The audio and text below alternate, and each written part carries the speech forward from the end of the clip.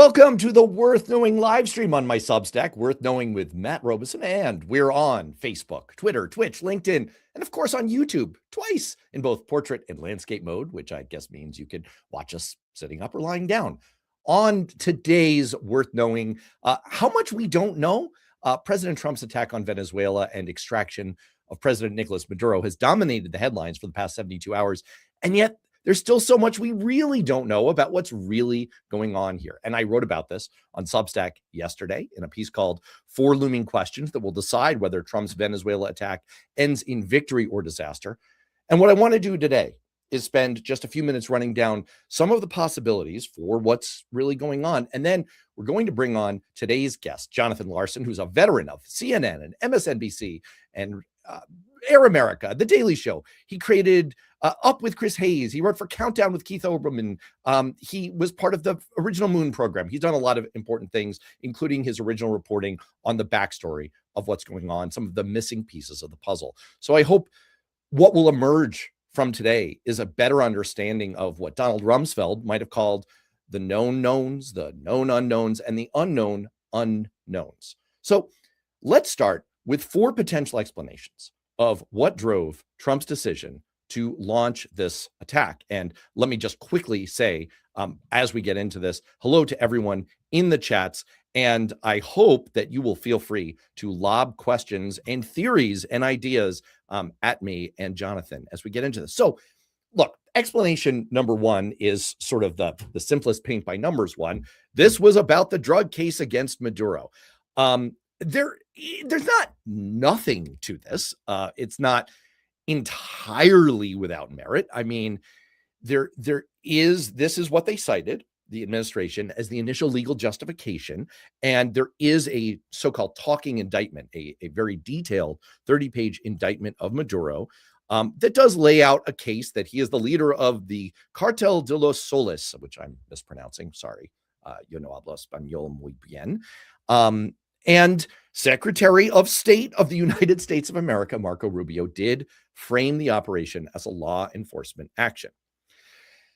But that's about as much as I can say for this. I mean, for one thing, this is a case that is going to string out for years and years. The judge in the case is 92 years old. And simply demographically, it's unlikely that this judge is going to see this case through to its conclusion. There are going to be interruptions. Jury selection is probably at least a year away. And then there are going to be endless appeals. The point is, it's useless as a form of near-term political validation for all of this. They must have known that going into it. That makes it flimsy on its face.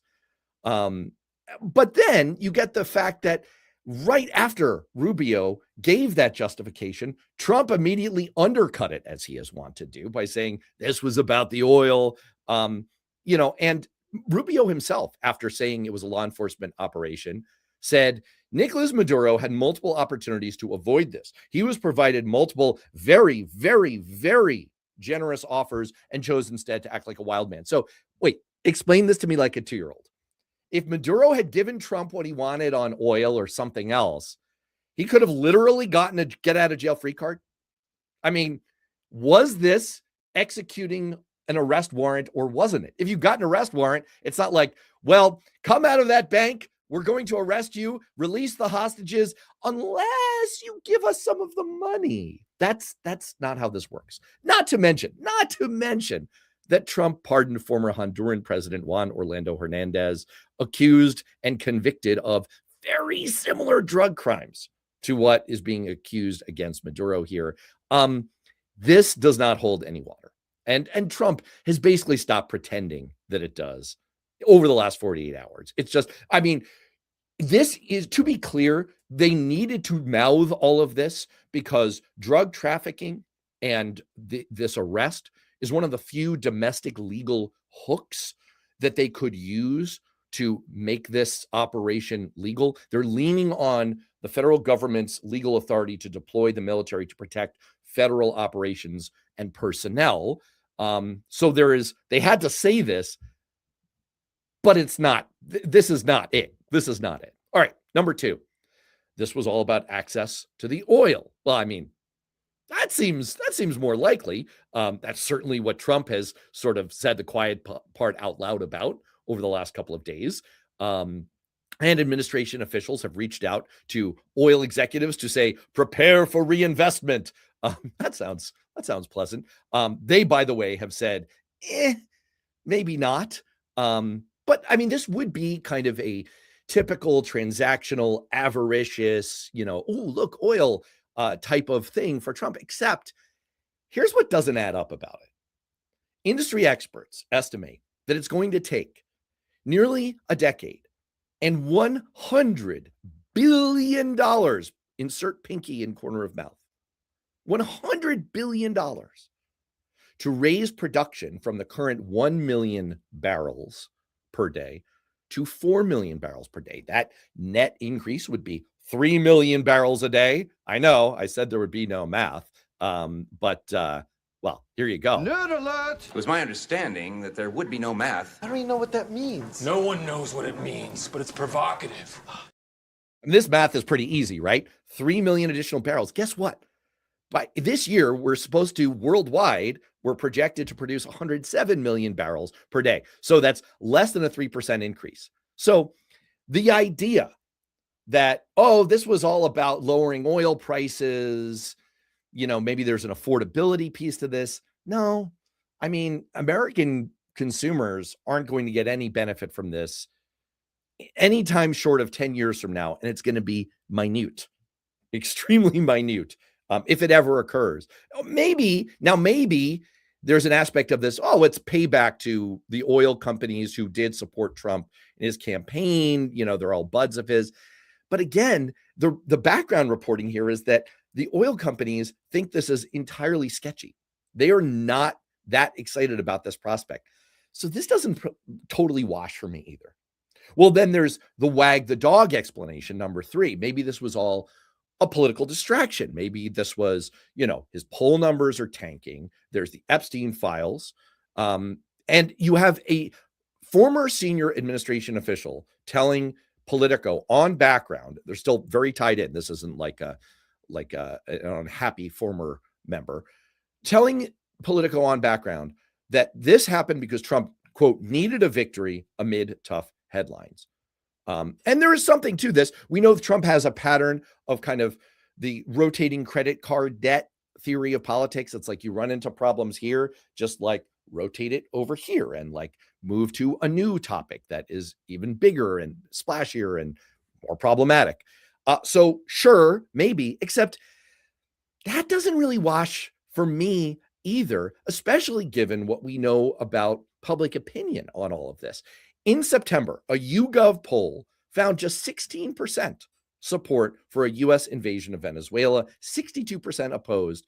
By December, guess what? Quinnipiac, same results. U.S. military action inside Venezuela, 25% support, 53% opposed.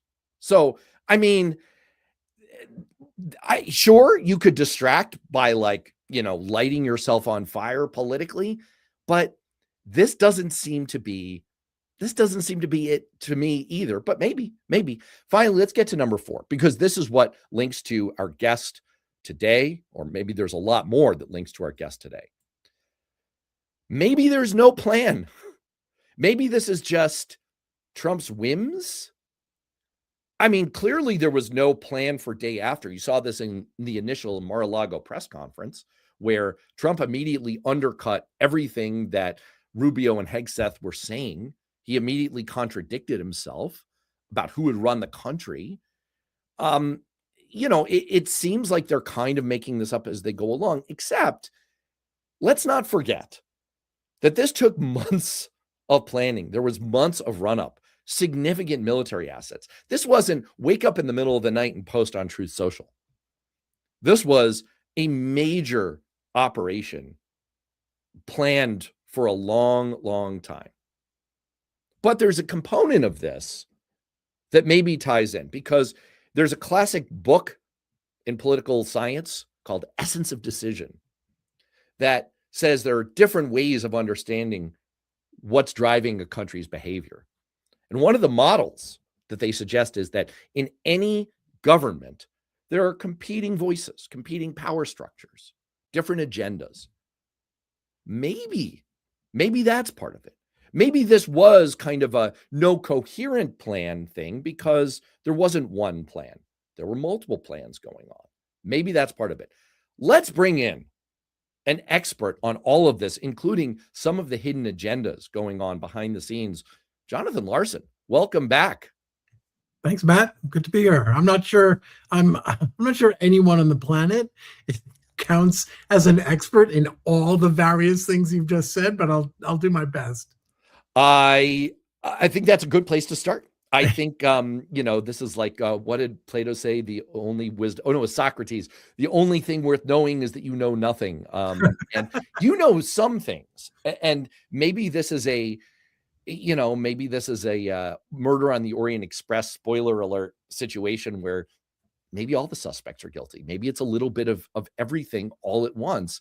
But let's start with one piece that you've talked about here before, but it's complicated. And I think it's worth understanding. Could you walk us through the original reporting that you did about a hidden agenda that's underway here behind the scenes that might be one of the drivers here? Sure. So a lot of the information that the Trump administration has been getting even before he took office in his second term has come from two guys who are working outside of government. One's a former CIA officer named Gary Bernson. Another is a Venezuelan expatriate and dissident named Martin Rodil. And for at least 2 years, it seems, they've had the financial backing and the involvement, participation in their efforts of a guy named Patrick Byrne. People may remember him as the former Overstock.com CEO who became a well-known election denier.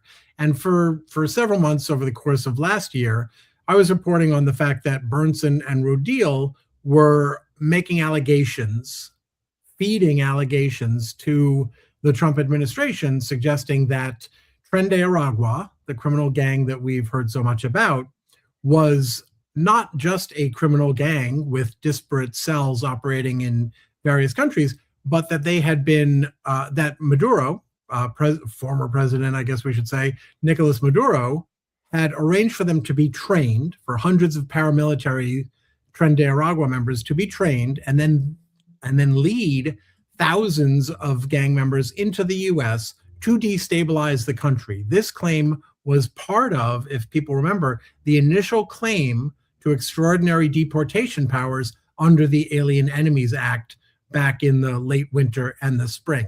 That this assessment essentially arose from and was based on the claim coming from Bernson and Rodil about the sort of covert paramilitary invasion allegation about Tren de Aragua. And that sort of stuff continued and was part of the OLC, the Office of Legal Counsel at the Justice Department. They internally generated a memo over the summer saying this invasion stuff and Maduro's war against the US, that also justifies what the average layperson and any non-compromised lawyer would recognize as murder at sea, blowing up people without due process. So this narrative of a covert war waged by Maduro against the US has been a very real part of the legal structure underpinning the actions they've taken. Now, what I've revealed... They seem to have bought this. This is part of what they're kind of not saying out loud behind the boat bombing campaign over the last few months. Yeah, so it varies what they say, the administration leaders. It varies what they say publicly on Fox, in their legal filings. It varies a lot. And in fact, there was an indictment about another figure who I suspect we'll be hearing about in this case over the summer, which was, to me, very interesting because it did not allege this sort of coherent strategic scheme, right? And so it's pretty clear that there are elements within various agencies in the U.S. intelligence and law enforcement communities that feel different ways about all of this. What I discovered back in, I don't know, October or November, however, was that Rodil, in addition to Gary Bernson, it turns out both of them had also played a role which was not known at the time in the election denial efforts in 2020. I don't know if people remember Sidney Powell, the Trump legal team lawyer. She famously virally went on TV and said, we're going to release the Kraken. And the Kraken turned out to be a Venezuelan military veteran who alleged that the election was stolen by Venezuela for Joe Biden. And it turned out Michael Isikoff and I forget the co-author, Michael Isikoff's co-author, and he, in a book a couple years ago, they revealed that it was Bernson who connected that witness, the Kraken witness, with the Trump legal team back in 2020, along with an unnamed partner who last year I revealed was Rodil. So the same two guys who have been feeding the Trump administration the narrative that Maduro is waging a covert war also turn out to have been key but undisclosed at the time figures in the attempt to convince not only the country, but Trump himself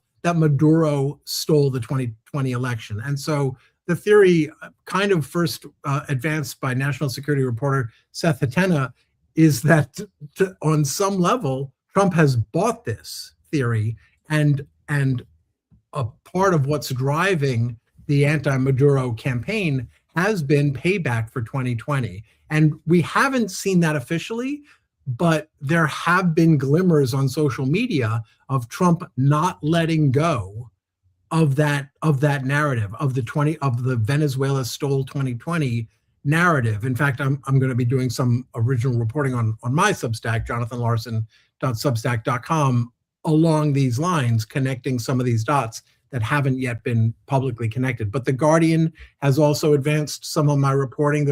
It's starting to get pickup and attention in the mainstream media, and hopefully, I've done my best trying to get Democratic comment, but hopefully we'll see some members of Congress stepping up and demanding not only information but consequences for if this intel has been allowed to supersede actual genuine intel in the process. First of all, I'm just going to do this live on the show. I'm going to keep working on trying to get you a member of Congress to engage because this is important. And if people want to see your original reporting on this, and I know like members of Congress, it's like, believe me, I've worked for 4 of them. Like it's hard. I have a lot of sympathy. I do. I don't take it personally. I do think this is going to get some traction. So I've splashed up on the screen the link to your Substack. And I believe this was your first story on this. We can put into the chat. No, not your first. No, I've been writing about this since March. Since March. Okay. You've been on this. Yeah. But this is the intel piece. You also wrote, just to pick up on one other thread, these same people, as you said, are still pushing 2020 election steal lies. And that's as recently as November, you were saying that this is getting ongoing traction inside the Trump administration. Well, we do know that The Guardian reported, I believe in November, they were the first to sort of confirm a specific name. Seth Hatena, who I mentioned earlier, he reported earlier that that Bernson and Rodil were getting a hearing within the Trump administration. We didn't have a name yet. And then The Guardian in November said that the U.S. attorney for the District of Puerto Rico named them, was working with Bernson and Rodil. What remains unclear is what pieces of the Bernson-Rodil story are any of these people accepting and buying? Because again, like the indictment I mentioned last summer, as well as both the original Maduro indictment and the superseding indictment that we got over the weekend, both of those indictments are very, very restrained. They are not offering anything like the global conspiracy theories that we're seeing from Bernson and Rodil. So it very much remains unclear. I will note though that I had reason to believe that Bernson and Rodil were in Washington in early April of last year. And then over the summer, Patrick Byrne claimed in a public appearance on one of these right-wing interview shows that he goes on, he claimed that in the April 7th cabinet meeting, when Tulsi Gabbard, the director of national intelligence, laid out a lot of this stuff, Byrne claimed that that had come from a meeting between the DNI's office and Rodil just in the days prior. Now, and Gabbard did say something very vague about election interference or rigging or something along those lines. So there's definitely some threads and some pieces, but as you alluded to in your introduction, there's a lot of players involved here within the Trump administration with a lot of different casus belli that they have reason to want to go to war with Venezuela.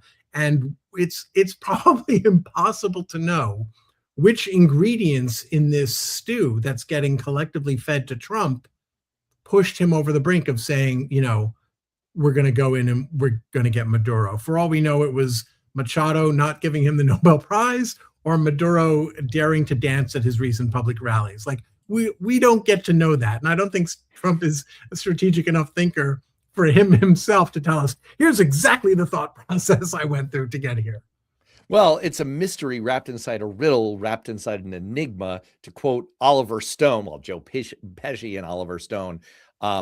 And there is a kind of like JFK assassination conspiracy vibe to all of this, that there could have been, like Stone ended up saying, like, well, it was probably the Cubans and the military and who else? Russia and I mean, if you want to talk about all the countries supposedly involved in these conspiracies, you got to include Serbia, you got to include China. The list definitely goes on. According to Bernstein and Rodil, Maduro and/or Chavez, through their election machines, which allegedly include both Dominion and Smartmatic, have stolen elections in 71 countries plus Venezuela. So in theory, they've got people in dozens and dozens of countries involved in this to some extent. And where this all gets tricky is, it looks like, I would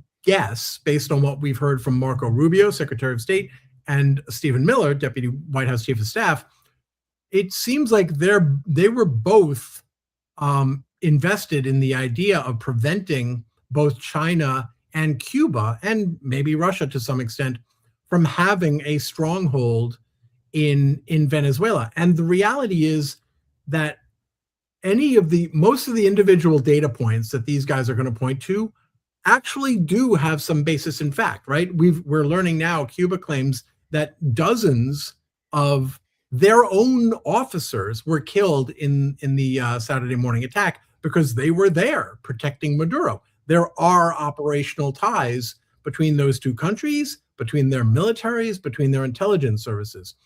The question is how true is it that represents one sprawling octopus as opposed to disparate actors coordinating and sharing information on some things, but not so much on others? I suspect it's closer to the latter, and backing me up would be these indictments that we're seeing, which are not in any way alleging anything close to the sweeping conspiracy theories that these guys are alleging.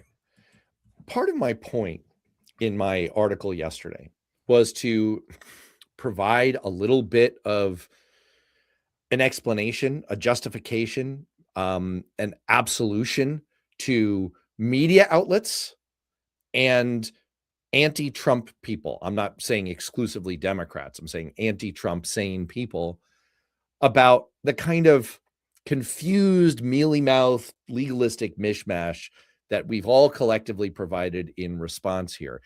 I very much agree with our mutual friend Cliff Schechter that it would be awfully nice for Democrats to speak with one voice more forcefully and more catchily immediately, and to really jump on this and call out the insane lies and bullshit around all of it. And the illegality, one would hope. The illegality, absolutely. And at the same time, I agree. And at the same time, my whole point was to try to acknowledge that there is a lot of unknown here. There is a lot of potential drivers going on. There's a lot we don't yet understand. And underlying all of it is an essential point that I think can easily get lost in all of this. I mean, Schumer kind of tried to say some of this. It's like, let's not forget that Nicolas Maduro is a very, very bad man. That really understates it. 15% of the population of Venezuela, which sits on one of the world's greatest reserves of oil, 15% of the population of Venezuela is right now in need of urgent food assistance, according to the World Food Program. 70% of the population is now living in poverty. There is mass food insecurity, disease, and emigration. Again, not my words. That's according to the World Food Program. And so there is a humanitarian case to be made here that the people of Venezuela kind of deserved this. They're being exploited by a despot, and they deserved to be liberated. And I don't think it's a great look for people to say, well, we stand against this. Now, it is a good look to say we don't approve of breaking the law or saying that the ends justify the means. But we do have to bear that in mind in kind of how we react to this. And I think that it's entirely possible. Here's where I want to go with you. I was going to say, I don't want to derail this, but I disagree with most of what you just said. Oh, go ahead, please. By all means. No, I honestly do not want to derail it. So please. No. Before I was about to put you on the spot, so you put me on the spot. Go ahead. Well, I'm just going to say that a few things. One is, if those are the criteria for removing despots, then the to-do list was enormous and had any number of people ahead of Maduro on the line. But also, more to the point, even if you accept all of those premises, actually, before we get to stipulating that, Delcy Rodriguez, one of the vice president, who's now interim president, one of the reasons reportedly they were interested in her was because she's actually been effective in recent years in turning the Venezuelan economy around. The Venezuelan economy has been rebounding. And there's also a case to be made that some of the impediments to Venezuela's economic revival or return were the U.S. sanctions and UN sanctions. So, excuse me, not UN. I'm thinking of Iran now. But I think the bigger point would be, not to mention, by the way, the blockade now on sanctioned tankers. But the bigger point is none of that's relevant, right? When hopefully in the U.S., if police, same thing with the boat bombings that we've conducted, right? The issue isn't were they drug traffickers. The issue is the U.S. government does not have the lawful or moral right to do this.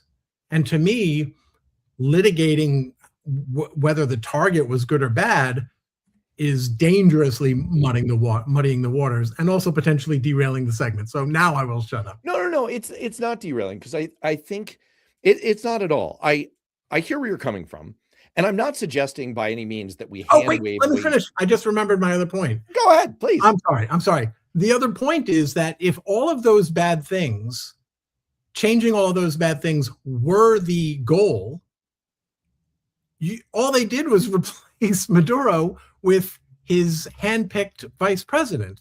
Diosdado Cabello, the interior minister who's responsible for some of the worst alleged civil rights abuses there, he was issuing statements on Saturday morning. So all of the people, the functionaries, the factions, the political factions, the generals who run segments of the government, everyone's still in place. All you did was take out the boss. The corporation, the structure is all still there. And there's no indication, other than, a few fig leaves from Delcy Rodriguez, there's no indication that they're going to turn around and start, kicking out China, cutting ties with Cuba, shutting down FARC and ELN and saying to the drug dealers, sorry, you can't come through here anymore from Colombia on the way to the U.S. There's no indication of fundamental change there. And by the way, we don't know yet to what extent Maduro was consciously a bad guy, or whether to some extent he had to tolerate some of this corruption in order not to get killed, right? So I think it's much more complicated. But my bigger point, before I interrupted you a second time, I apologize again, was simply that when government power does bad things, it's distracting and I think deleterious to the conversation, to the civic discourse, to start litigating, well, the guy they did it to was really bad.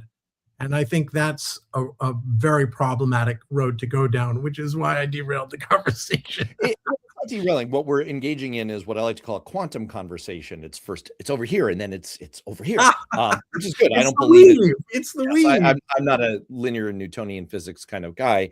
To be clear, my point isn't that, well, maybe there is a legit justification and these guys are deep humanitarians who really care about the welfare of the Venezuelan people. My point is that from a political standpoint, as much as we all want Hakeem Jeffries to actually put together a coherent, political, compelling sentence rather than what he actually did say, I should actually read what he actually did say, because it is such a deep snooze fest. He said on the Sunday shows, pursuant to the Constitution, only Congress has the power to declare war, to authorize acts that take place in this regard. Oh, geez. Did that give you a political boner or what?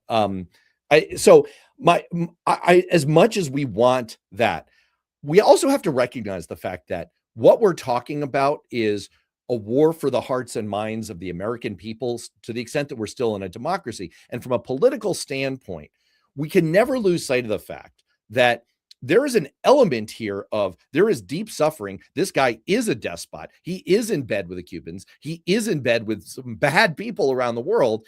And we don't want to get on the side, we, the anti-Trump coalition of the sane, don't want to get on the side of saying like, well, you know, we're defending this guy. That's really my only point. And the other thing is, I don't think we want to over tilt on offering it. Well, it's all about the oil, because I'm not convinced that that is really the hidden agenda here. That seems to be in the mix.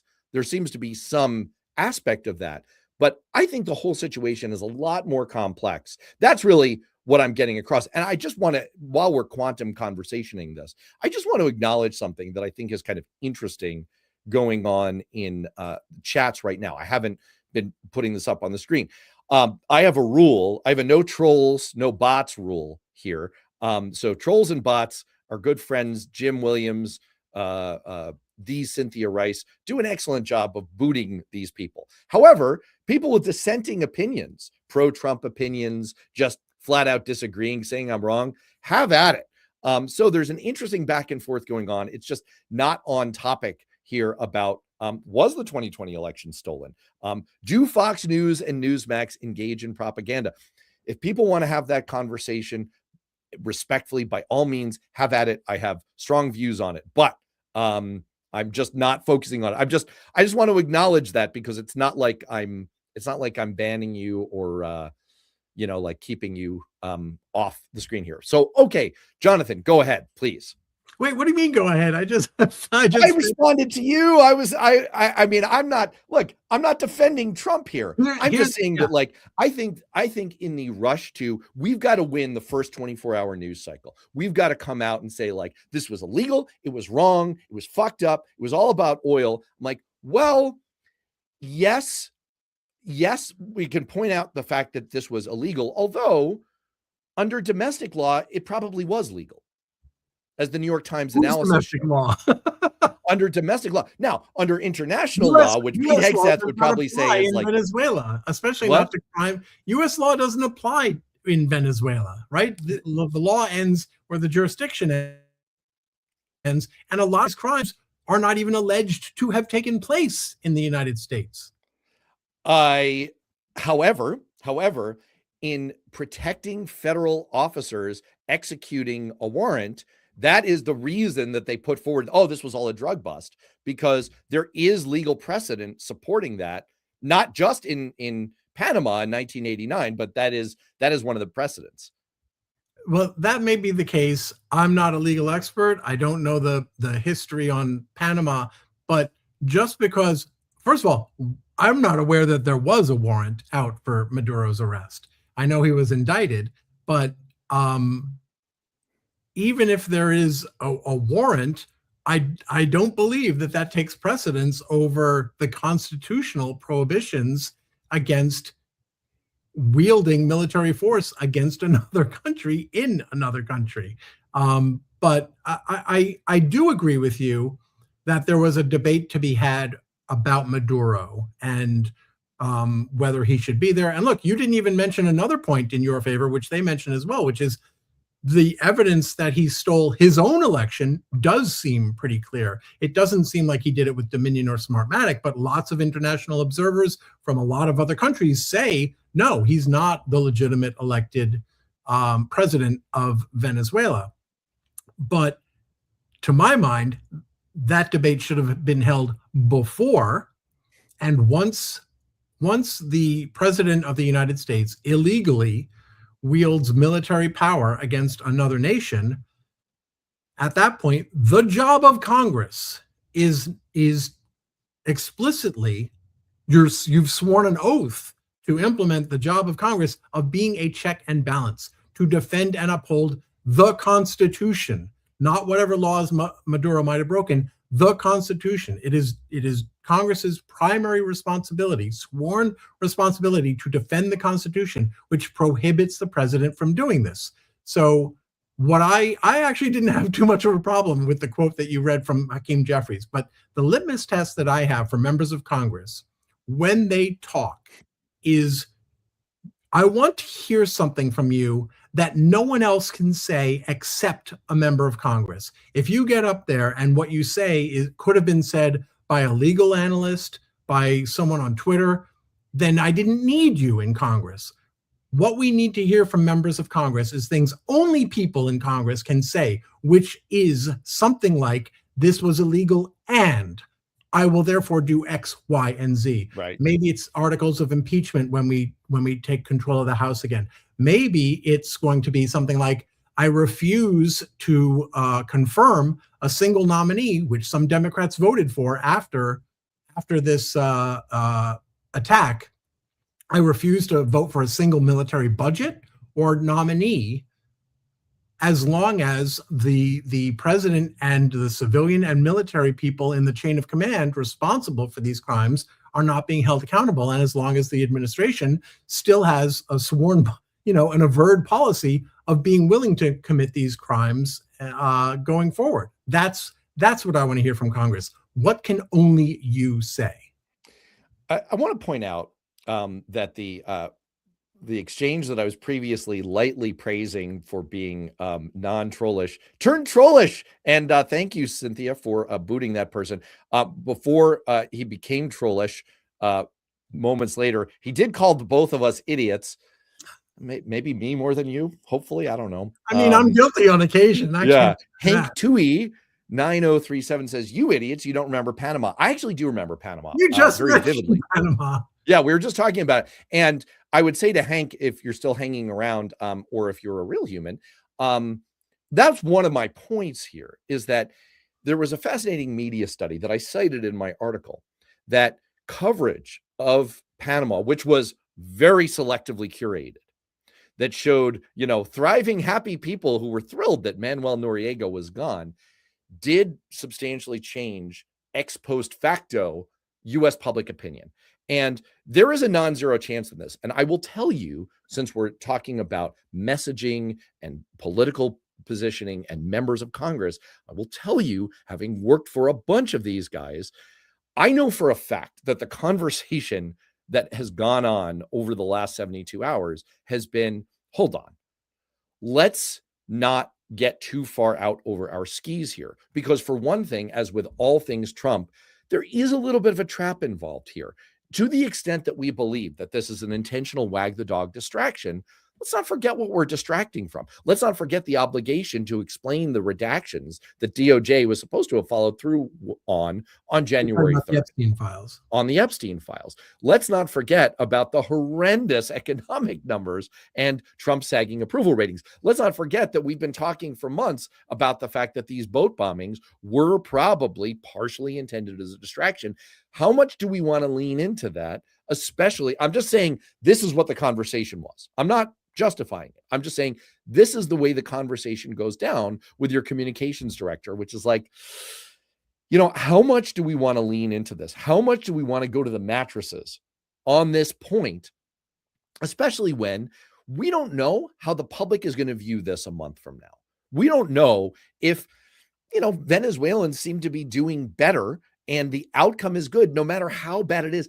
I mean, I think Americans have shown that we'll put up with a little bit of mild to severe law breaking if the outcome is ultimately good. Voters tend to go with the ends justify the means. It is an unfortunate reality, and I'm not saying that we should condone it. I'm just saying that's what the conversation is. Let me get us onto a slightly related and different track. I set up at the beginning that I think there were multiple theories of what's going on. There's the drug theory, there's the oil theory, there's the wag the dog theory, there's the Model 3 behavior, multiple agendas going on in the administration theory. What grabs you in there? What elements of this do you think are kind of the biggest taste notes in this stew? Well, I definitely am not a wag the dog type person. I know that tends to be most people's go-to. I have very little time or patience for it. You did not mention the election interference theory, which I do think merited attention all along, more than we knew until recently. And I think we'll get increasing attention as we go forward, especially with Trump continuing on social media to sort of wink, wink, wink in that direction. I think the drug angle is a real one and probably has been a driving factor all along, if only because that's been the heart of their legal case. And I do think that the oil is an issue, but I don't think it's an issue for Trump in the sort of strategic way that one might assume for a president. For one thing, if the objective is lower gas prices, that's a disincentive for every single American oil company to get involved in this, right? They don't want lower gas prices. In fact, the state of gas prices now, I guess just shy of $3 a gallon, that's not enough to spur even the domestic drilling that Trump wants to see, right? His campaign was incoherently self-contradictory. He said, we're going to drill, baby, drill, and we're going to have lower gas prices. Lower gas prices mean that you do not drill. Gas companies oil companies only drill when the price of gas is high enough that the profit margin justifies the investment. So it's a fairly incoherent argument, setting aside the morality of stealing a nation's natural resources. I do, however, suspect, based on the way Trump talks about it, that it is a reason for the Venezuela campaign in an emotional way. And by that, what I mean is, he's close to Harold Hamm of, I think, Continental Oil. He had that meeting with Big Oil last year, 2024, where he said, give me $1 billion and let me know what you want, or words to that effect. I do think he has spent more than one evening hearing an oil executive bitch and complain about efforts to nationalize the oil industry within Venezuela, which of course we hear from the Trump administration as they stole our oil, which of course no one mentions publicly, but the Washington Post did a great piece on last month, the history of it. There was a dictator in Venezuela literally 100 years ago who essentially gave away or sold for his benefit Venezuela's reserves, first to more than 100 foreign oil companies, which then sort of got winnowed down or osmosed into just 3 oil companies, including U.S. oil companies, who were essentially given vast access and the ability to exploit Venezuela's oil reserves. And so for decades since Gomez was in power, succeeding administrations in Venezuela, not starting with Chavez, well predating Chavez, have been trying to claw some of that back. And my guess is that on an emotional level, Trump has heard a lot of griping about that and is pissed off about it, has never heard the other side or even thought it through. And yeah, I would guess that to some extent that's what's been eating at him and driving him, especially when you think about China being able to buy all of that oil from Venezuela. So yeah, I do think those two things are pretty big up there. And the big mystery for me is how much of it is the election interference narrative getting traction with Trump. I want to follow up on the oil point for just a second. I'm going to pop a comment up on the screen. I think this is interesting, even though it's a tiny bit trolly, but not. It's a legit point. It's within certainly within my allowed parameters. Yeah, Daniel McDougall 8388 says, "Do I listen to the Venezuelan people who are celebrating, or listen to white liberals who just hate Trump?" Of course, I will not listen. I do have an answer to that. Yeah, go, please. Of course, now you took it down off the screen. Yeah. Daniel, group. Daniel, you went downhill after your first comment, which was there intriguing. is a third group there that can be listened to. In fact, there are four groups of Venezuelans to be considered here. There are domestic Venezuelans who live in Venezuela and oppose or support the military action. And then there are expatriates who live in other countries for whatever reason. One reason to be somewhat distrustful of not this, I don't mean distrustful, but to view with some skepticism the view of Venezuelans in the US who, yes, are largely celebrating this, is that the group of Venezuelans who are in the US are a specific non-random sampling. These are people who either had the money to flee, right? So we're talking about rich Venezuelans, or were politically threatened by Maduro, so they have beef against Maduro, or they fled the country because things were genuinely terrible, and so therefore they might hate Maduro, or they might hate other countries for creating those conditions. There was polling, I forget who did it, there was polling done very soon, like right after the attack in Caracas, that showed that Venezuelans outside Venezuela, a majority, I believe it was, opposed the attack. Excuse me, supported the attack. Right. But and to that end, but inside Venezuela, there were more opponents of the attack than supporters. And there is actually a potential reason for that, which is by decapitating the Maduro regime, you are potentially setting at each other, against each other, the various factions that are held in check when there is one very clear power center. Well, to your point, in Politico over the weekend, we have a quote: "If Venezuela does transition to democracy in the next few months," the word "if" is doing a lot of work in that sentence, but if, then Rubio will have achieved something so great that, in my opinion, would make him the greatest Secretary of State. That's Venezuelan GOP strategist Daniel DiMartino.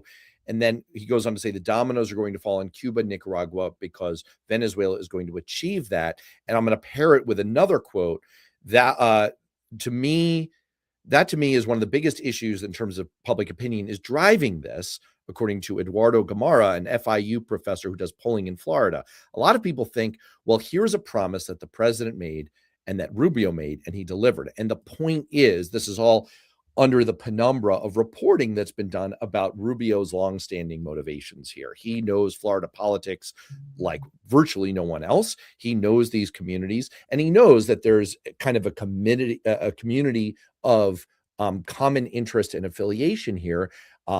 Expatriate Nicaraguans, Cubans, and Venezuelans who basically think that they have the same issue that they're fundamentally dealing with, the same set of bad guys that they're against, and they see the fall of any of them as being directly responsive to something that's a very emotional, understandably, very emotional problem for them.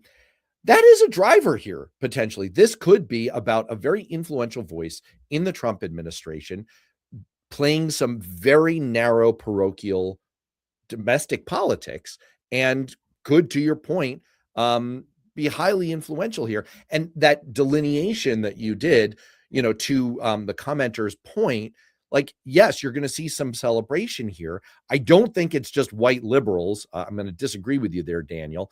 I don't think it's just white liberals who are saying, like, this was illegal, risky, and there's a long history of the U.S. fucking things like this up and having it really rebound on us. I don't think that's like a white liberal comment. Shit, you have Tom Cotton. Let me read you Tom Cotton's comment on this. Like, this is not like some woke white liberal warrior. He is white. He said, I don't think we can count on Delcy Rodriguez to be friendly to the United States until she proves that Delcy Rodriguez and other sanctioned and indicted ministers in Venezuela were in league with Maduro until yesterday. I don't think we can count on them to be pro-American at all. There's a lot of skepticism coming here, right? So, like, but I do think that there's a lot of MAGA skepticism about interventionism, period.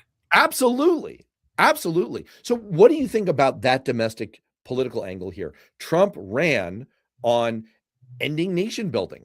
Tulsi fucking Gabbard repeated herself ad nauseum like she was a broken metronome during the Democratic Party presidential debates, where she kept repeating, do you support this regime change war? Do you support this regime change war? Here's a regime change war. So what do you make of the MAGA politics of all of this and the Florida faction versus the broader issue?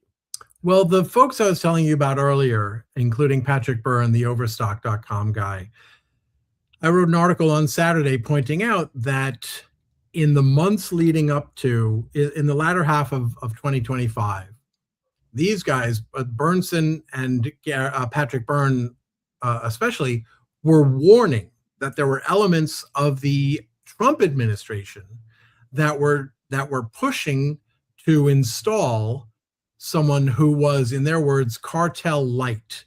In other words, someone who would still, at a minimum, turn a blind eye to, but ultimately allow the cartels to continue to operate in Venezuela. Delcy Rodriguez and her brother, Jorge, the president of the National Assembly, those two were identified by Byrne as either spawns of evil or spawns of the devil, words to that effect. Delcy Rodriguez was supposedly the chief money launderer, the bookkeeper for the cartel/Maduro regime. And so as soon as we found out in that Saturday press conference by President Trump that Delcy Rodriguez was in fact going to be their point person in Caracas, I started looking at Patrick Byrne's Twitter feed to see what he had to say about this. And he's not calling her the spawn of evil or the devil anymore. Now it's more of a, well, Trump is so smart, and he almost always turns out to be right, so let's see what happens. So I think the folks who were ideologically opposed to interventionism, some of them are still out there, to their credit, saying, even if it's not boots on the ground for more than 2 hours, this is still a problem. Some of them are still saying that. But I think you probably have, totally guessing here, a faction larger than that that's saying, let's see what happens, right? They're very well trained to give Trump the benefit of the doubt. And of course, the reality is there is no final result, right? The final result of Venezuela will come with the heat death of the universe. We don't get to know how it works out. No, it's going to happen well past Trump's expiration date, surely. And, look, this could be a case of, when we vote, we don't get to say how much we care. Like, your vote doesn't count double if you really feel strongly about something. This could be, as you said, a case of, look at the domestic politics of all of this. Like, the MAGA people, they'll do what we fucking say. Right? Like they will get in line like good little soldiers, and a lot, but not all. Yeah. A lot, but not all. But you're not going to lose that many MAGA voters in swing districts and states that count compared to what you'll gain with the expat Nicaraguans or descendants of expat Nicaraguans, Venezuelans, and Cubans in Florida. Maybe that's all the political justification you need. Maybe, but I also think to some extent that that's a roll of the dice. Because those expats you're talking about, they are much less susceptible, I think, to the, well, let's give him the benefit of the doubt. If they've spent decades hating the Rodriguez siblings, and then they see that this whole big effort has just gone to install those two at the top of Venezuela, my guess is they're going to be pulling their hair out going, what the hell was all of this for? Because they know more. And the other possibility, I think, is the prospect I mentioned earlier of, and you saw this with Yugoslavia, right? When you take off the cap, right, that's been keeping everything in check, a lot of factions may now, even just purely defensively, to avoid getting taken down or wiped out, they may go on the offensive against each other. You've got all these gangs, they're called colectivos in Venezuela, that are deployed by the generals and the various leaders of the power centers in Venezuela.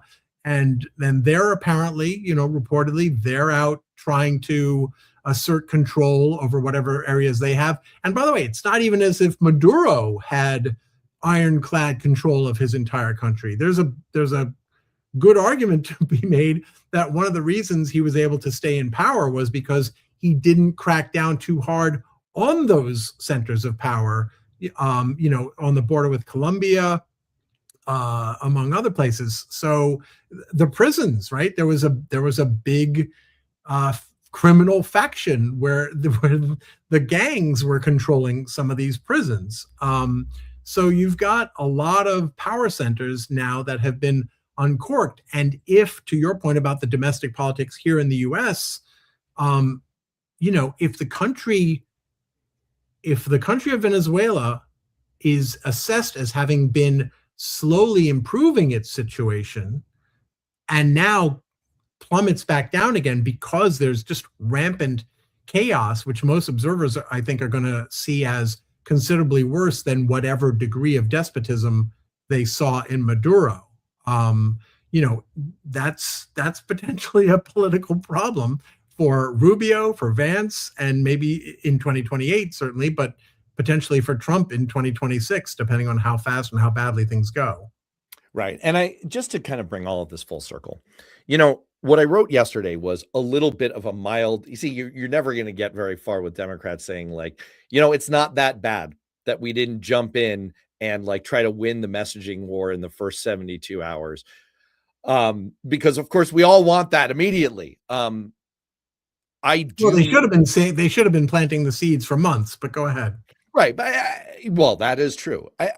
Look, I do think this is a marathon. I think, history, and we're seeing this in comments here, history is very instructive here. Even the case of George H.W. Bush, who did in the run up to the first Gulf War, did a tremendous amount of very professional. He had a team that did a tremendous amount of preparation, groundwork, setting the table in terms of preparing the American public for doing this, for making an actual compelling fact-based case for what we were going to do. Was it entirely right?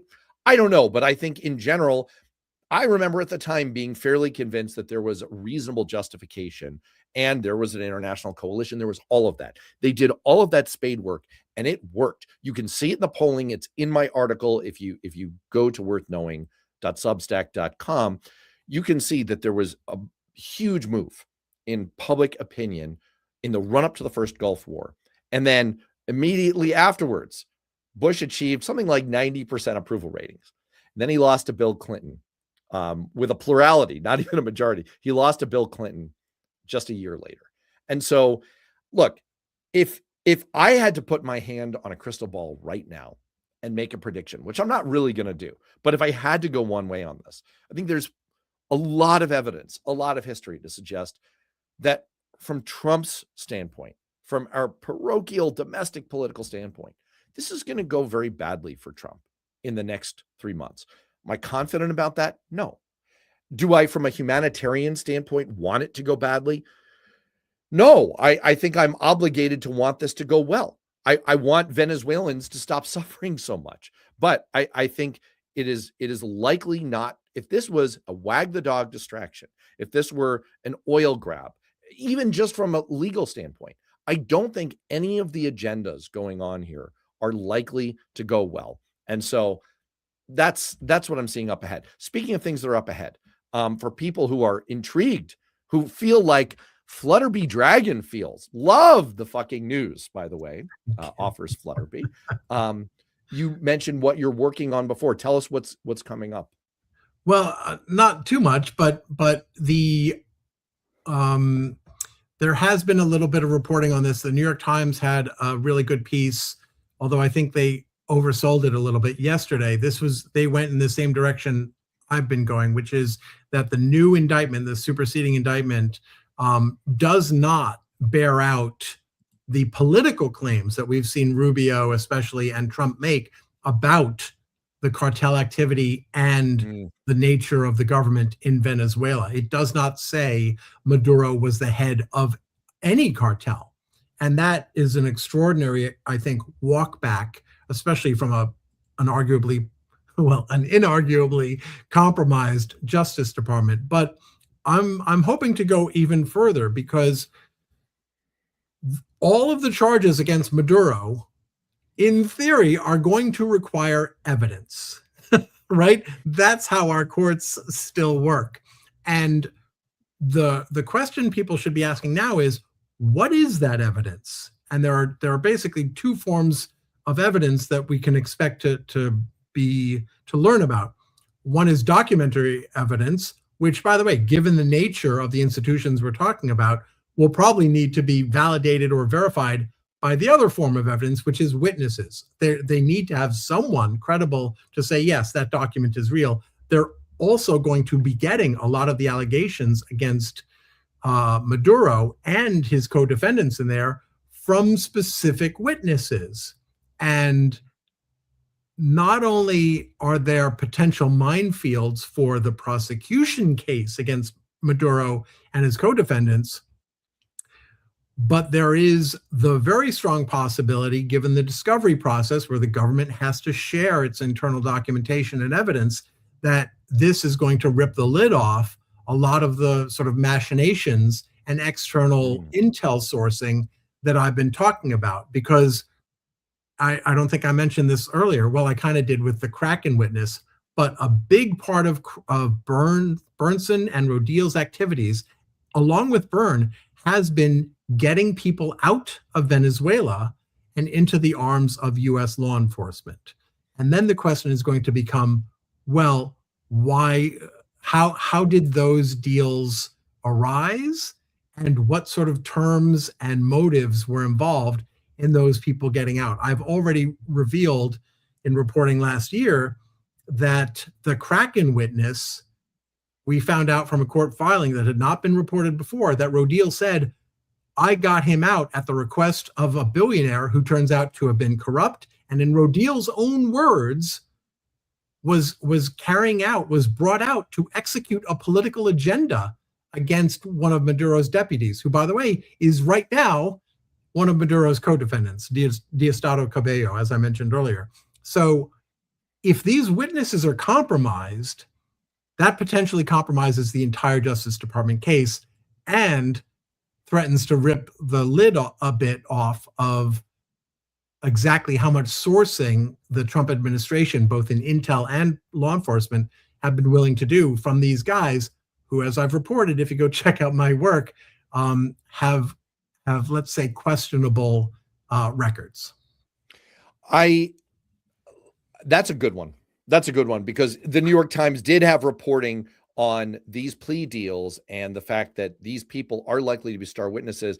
Look, just taking your piece to its logical conclusion and sort of combining it in an awkward shotgun wedding with what I said a moment ago, I think if things do begin to turn, I have one more prediction here, which is, and I put this in my piece yesterday. Does anybody remember back in October when Trump had a, quote, amazing meeting with Chinese President Xi Jinping and announced, we have a trade deal. It's amazing. It's the best deal ever. As of today, there is no deal. And apparently the expectations of the administration that one is ever going to happen are plummeting. It looks like this was just a piece of headline grabbing bullshit, like most other things, although maybe they intended at the time. And the pattern with Trump is sometimes he's serious about something for a minute and then he's done with it. He's moving on. Like, wait, that contractor worked for me? Fuck him. I'm not paying him.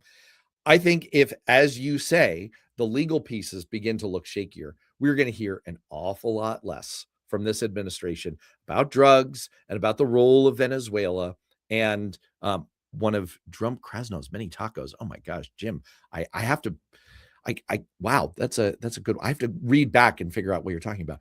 Trump always chickens out. Remember? Oh, that was the yes, Wall Street Trump always acronym. chickens out. I think we're going to hear a lot less about this. It's going to go the way of China, and we will be on to the next crisis, which is probably going to be attacking Greenland. All right. I mean, given the corporate media's attention span, it's very easy for them to just sort of declare that the drug problem, which didn't exist the way they characterized it in the first place, is now over, which technically true because it never existed. They were not pumping fentanyl on purpose, killing people at the rate of 25,000 Americans per boat. That was never the case. And now if they just say it's not the case now, well, that'll be true. It's true. See, we found the weapons of mass destruction in those mobile weapons trailers. All right. The Substack is, I mean, there's the one under your name. Substack is so messed up. It's like you have one that's attached to your name, but then you have a publication, and like, which one are you promoting? And it's unclear. The publication is called The Fucking News. You are Jonathan Larsen. People should subscribe to both, to either, whichever you choose to get more on all of this. Jonathan, thanks so much for being on. Thank you so much for having me, Matt. It's great that you and a growing handful of others are recognizing the importance of getting under the hood of what's going on here. So thank you. Absolutely. And I hope we've shed some light on this, even if it was obscured at times with interlopers who had very weird agendas, which is basically probably what's also going on with the Venezuela decision. So with that, looking forward to seeing everyone next week. In the meantime, stay safe, be well, see you soon.